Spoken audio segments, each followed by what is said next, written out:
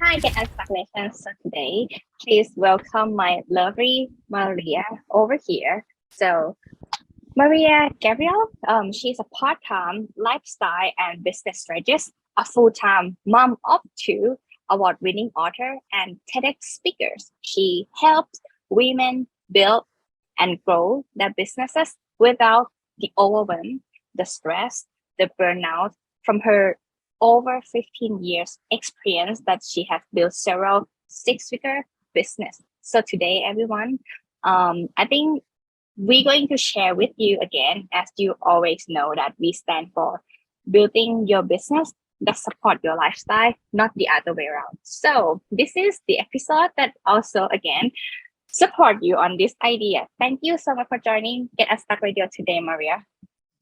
Oh my gosh, it's a pleasure to be here. Thank you so much for having me on. I absolutely love what you're up to. I love your show. It speaks to my heart and it's so important for all of us. So I'm really happy to be here with you. Oh, thank you so much. You made me sure already. We haven't started yet. Anyway, before we get started though, I want the audience to know more about who you are. So could you please share with me how you started your entrepreneurial journey?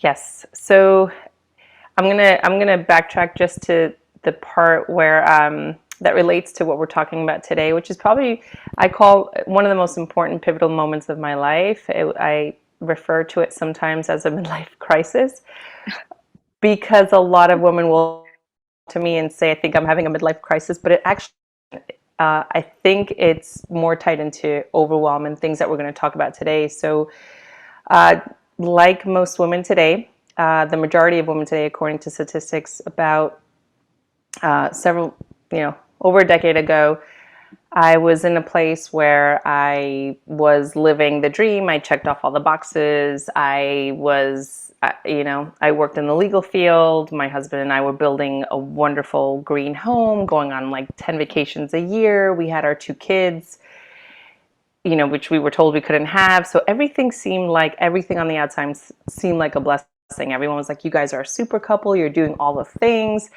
And, it was so far from the truth. The truth was that we were actually not the super couple and life was getting to us. And what was getting to us was this day-to-day grind of living a life that wasn't really feeling authentic. It felt right according to culture, society, and it felt like we were doing all the things we were supposed to do between college, marriage, building homes, and vacations and all those things, but we were far from living a fulfilled life. And I think that resentment was starting to get to us.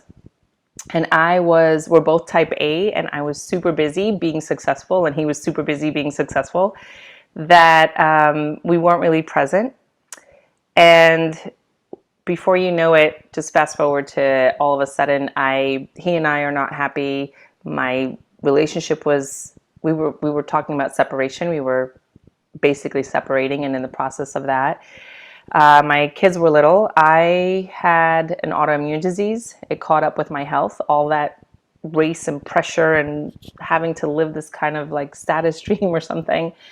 And I had an autoimmune disease, a chronic illness. And although I was trying really hard to be an amazing mom to my kids, I wasn't. My kids tell me today that I was just not present and always, they said I was angry, which I'm like, I was, but they pick up on everything. I was like, but I was trying so hard. So it felt like my life, everything I worked so hard to build and complete all these check marks with was destroying my life. So I was exhausted and I couldn't understand why I did everything right. Why is my life so unhappy? And so that was the turning point where I had to change everything. And that's when my my journey really began. Mm. Uh, okay, can we go back a little bit? Like how it's really feel like why you need to wait until everything have to hit you? What are the red flags? Red flags. Yeah. That's such a good question. I don't know why we wait. As I think about the answer to that question, most of us have this conditioning from young to get the car, get the house, go to college, get married, have your kids, build a dream, have your forever home. Like all these terms are almost like instilled inside of our head from young. Culturally, it's cultural conditioning, societal conditioning, family conditioning, and it's just constantly coming. And you think, oh, I'm doing all these things right. And it looks right.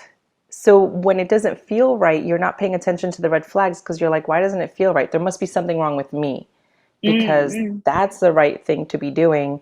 Why am I not happy? There must be something wrong with me. So you keep denying it until it catches up to you and then you're past all the red flags and you're at a point of suffering almost. Mm. And what was your first thought that you decided to, okay, now is the time to take it back, take my life back? Take my life back. I had to take my time back, my life back, my health back, my marriage back, my motherhood Mm. back, and somehow still keep my success, right? Like, how do you do all of that and stay under this term success? Well, you have to kind of get clearer and define what success means to you. So I really had to take it back that way and say, you know what, there's this overall idea of success in the world that everybody's subscribing to, but what does success really mean to me?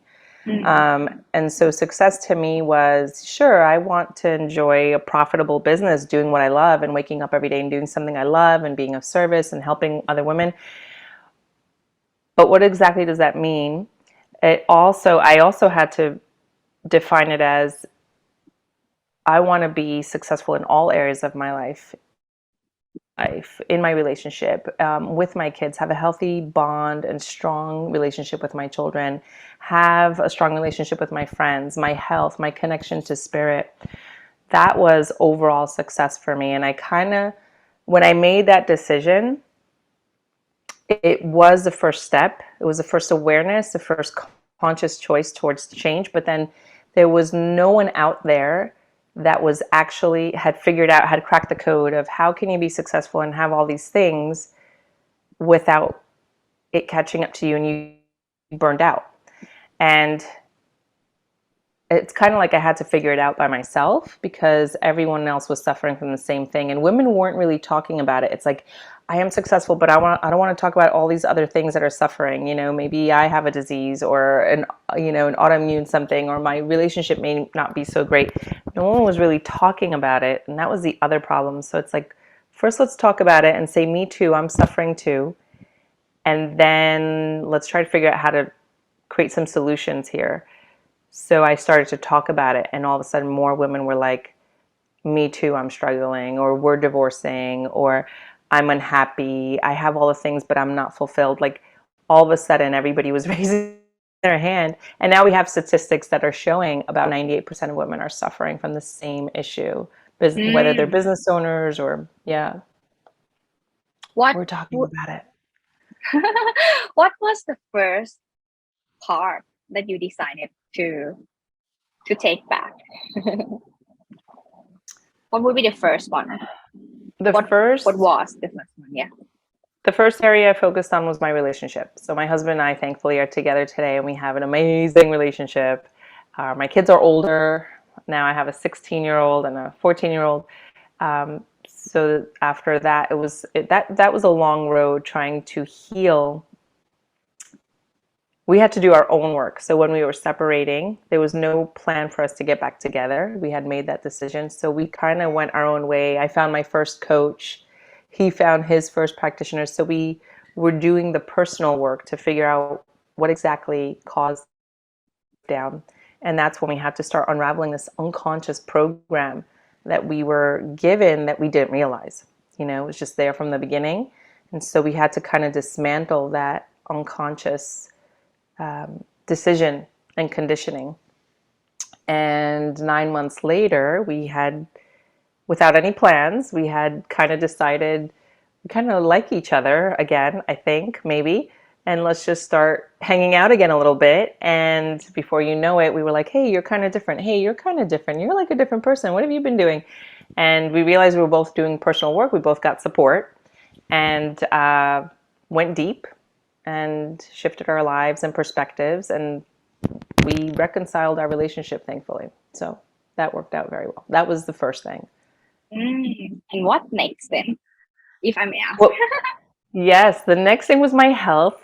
I did not realize how much stress and overworking and a wrong definition of success will take a toll on your health. So I had Hashimoto's. I developed a thyroid condition.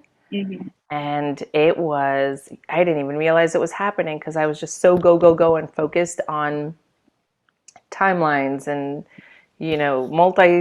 seven-figure income and all these things that it was happening without me realizing it. So that was a long road. That took a lot out of me. And there was no guarantees that you could ever reverse a thyroid condition.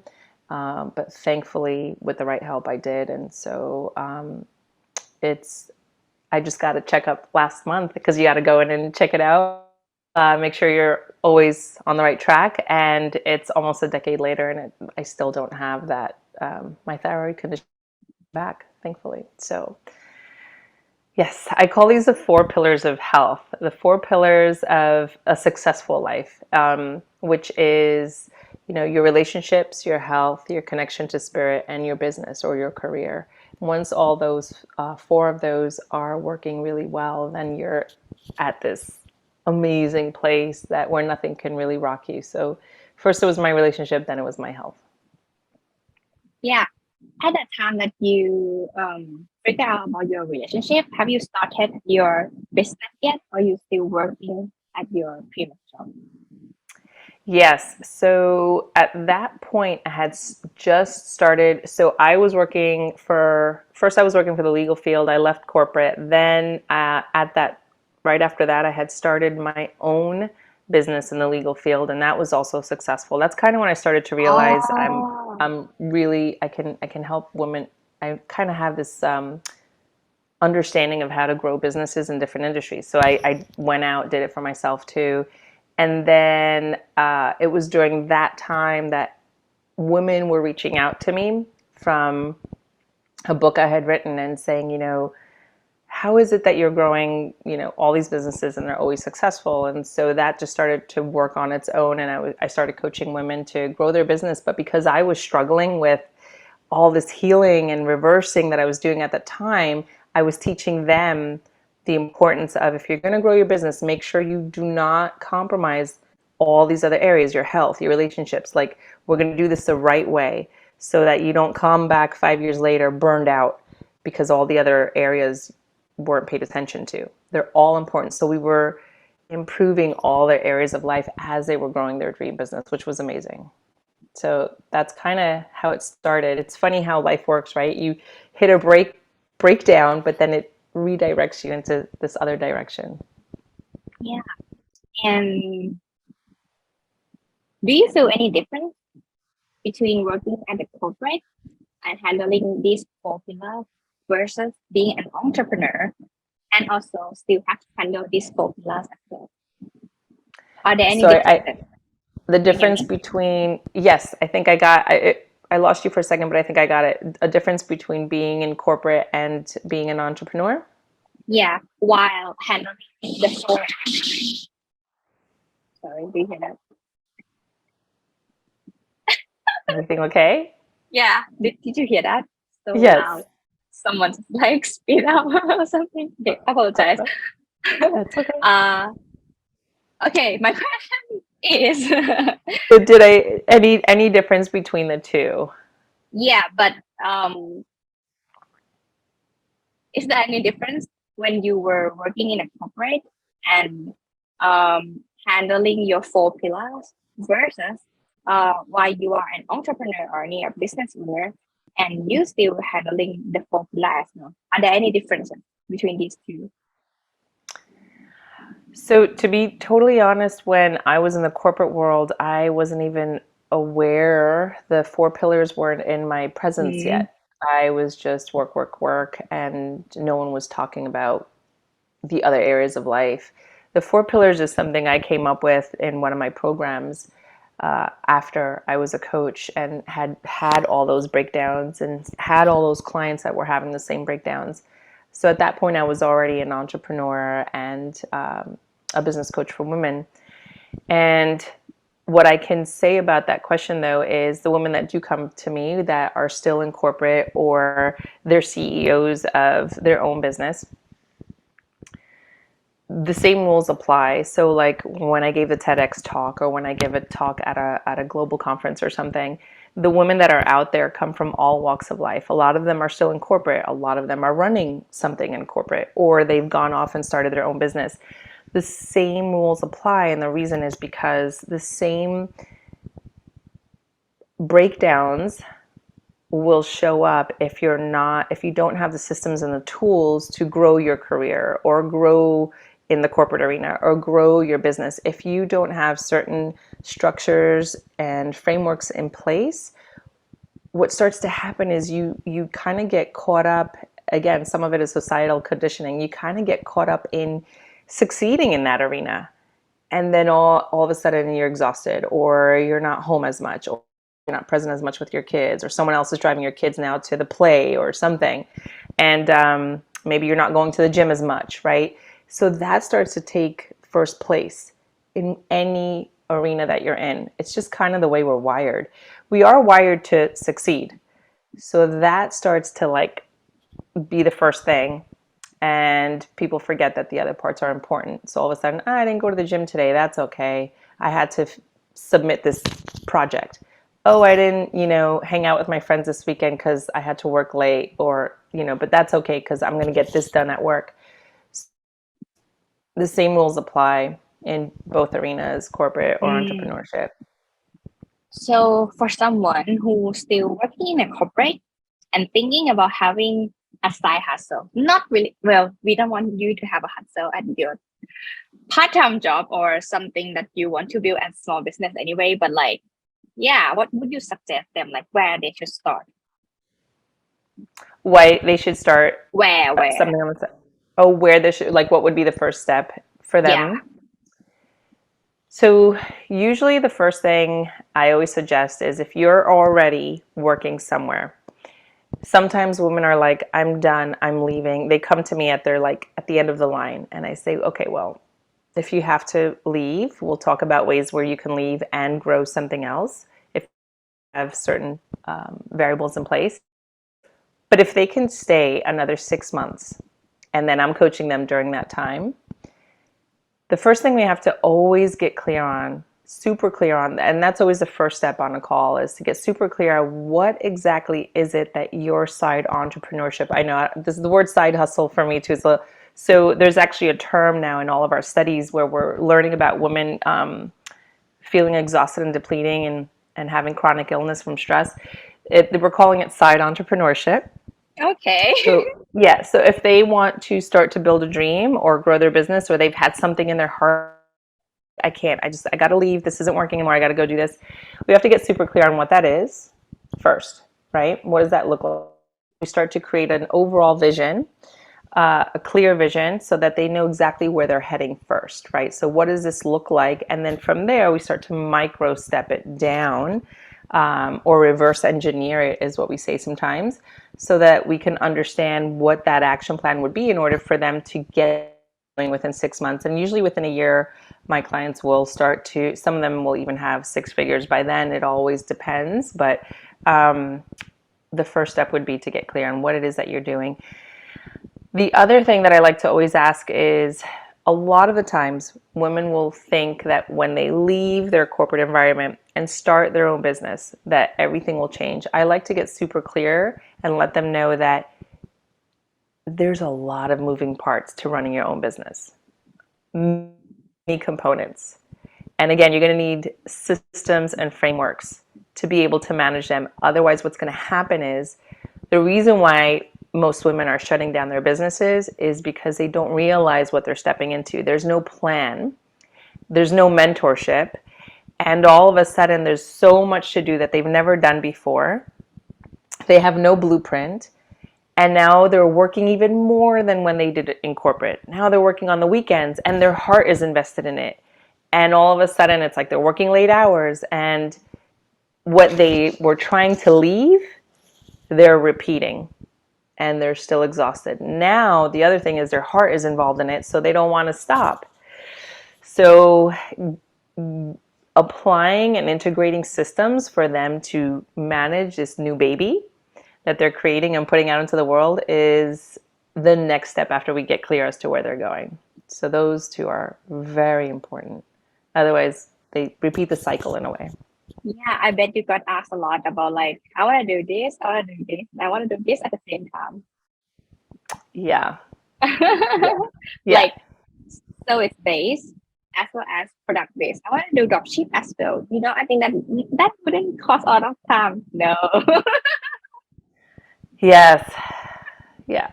So clarity helps with all of that. Having a very clear conversation helps. Because we do have a lot of passions, right? Things we're called to do or excited to do or passionate about. So yeah, it's important to get clear. Yeah, and I just want to let the audience know as well that sometimes you need to taste whether you like to do it, but how you can do it like effectively or not. That's a different story. So if you don't have that like background history of doing that as a data to decision further, you can only experiment. That's Yes. that's the truth of this world. Yes. So true. Yeah. Yeah. So I want to ask you about this. I know that at that time you already have two children, and I know that I'm an only child, so I don't really like my dad and my mom, like my parents are working so hard, like so hard. And I can understand as a child, like when I was younger, that it's so hard to see my parents at like the daytime, but only nighttime it's only a few hours. Like that's really touched me. So I want to know, like, in case in the future that I got married and like I could manage my time better, and I ask for the audience as well that how would you manage the time to your two children before you able to discover this formula, and after, like, what are the differences? Mm. You know what's interesting? So I'm thinking of this one client who, God bless her, she left corporate during COVID. She left corporate 2 years ago, and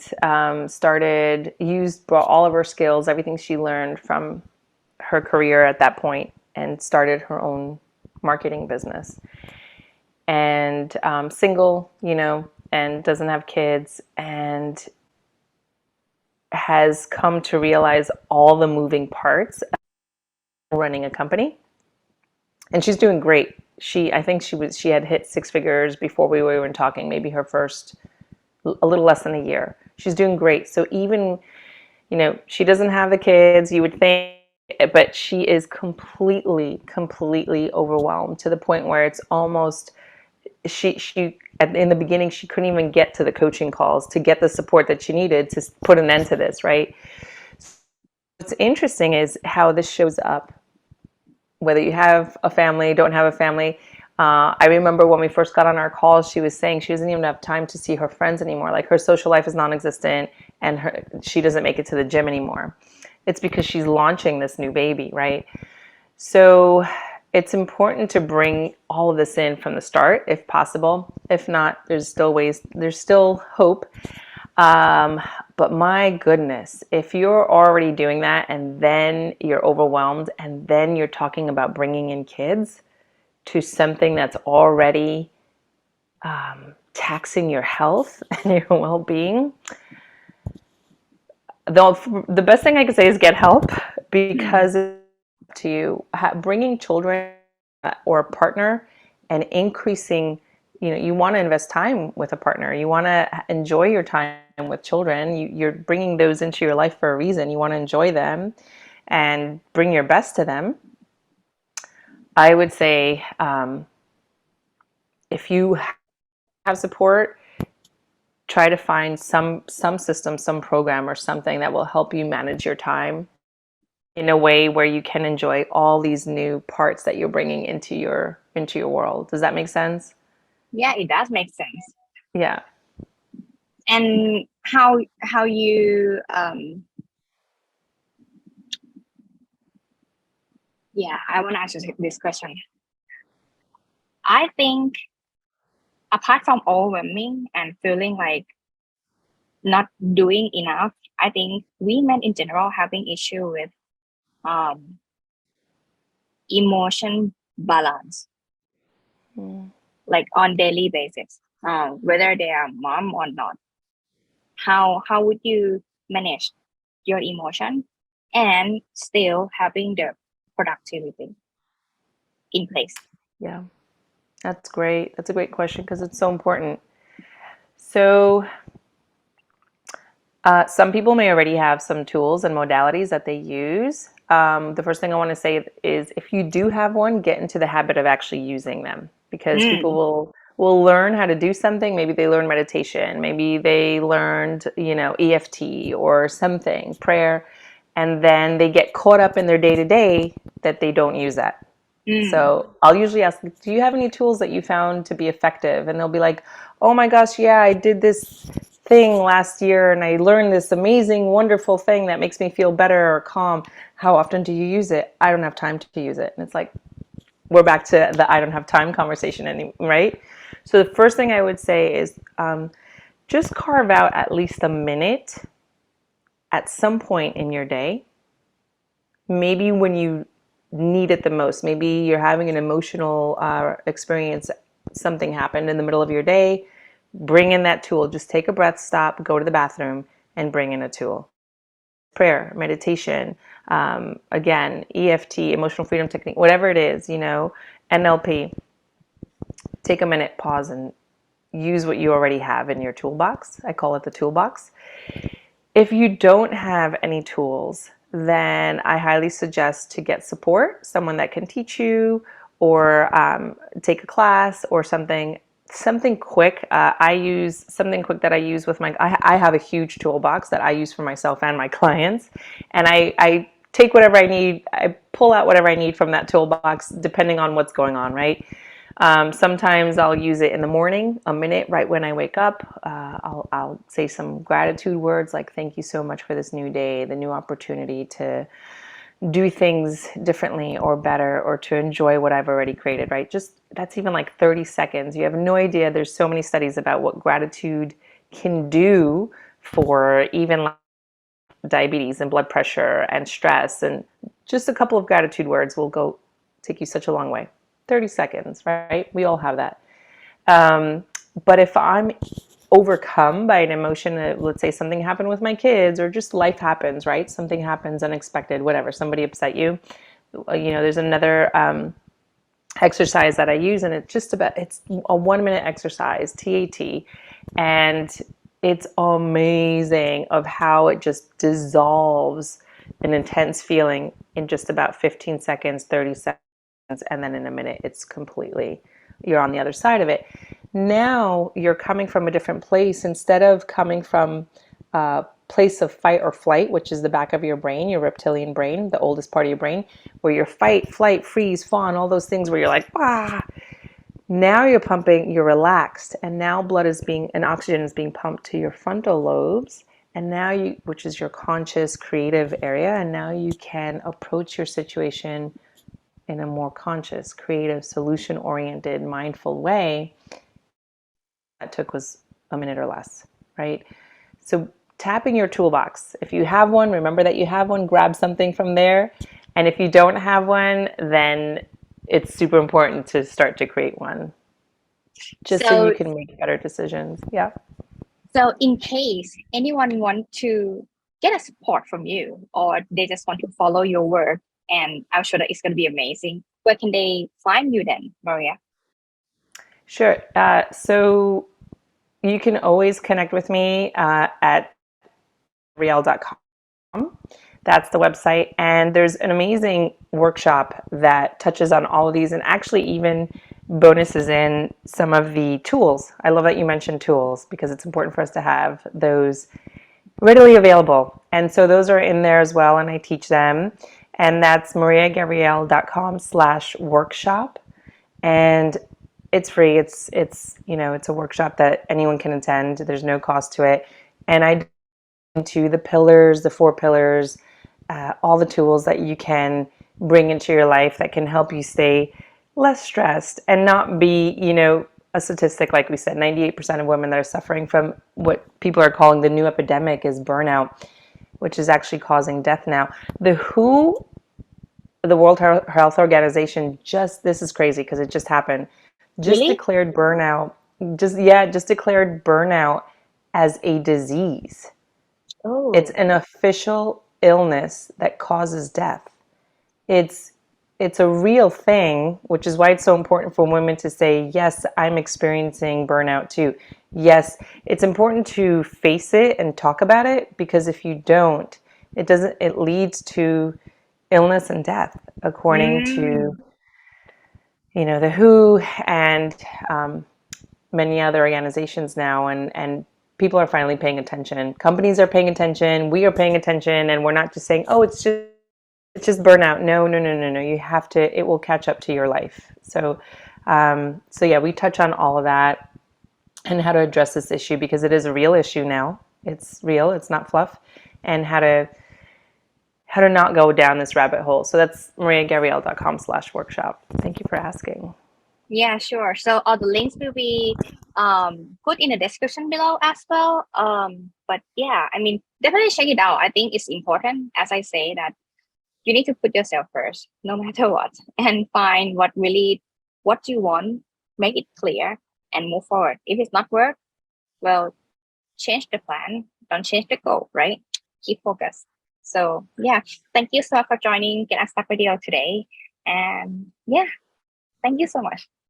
Thank you so much. Hey, thank you for watching this episode. If you enjoyed the show, you can subscribe here or here. And this is the previous episode. Check it out. See you next time.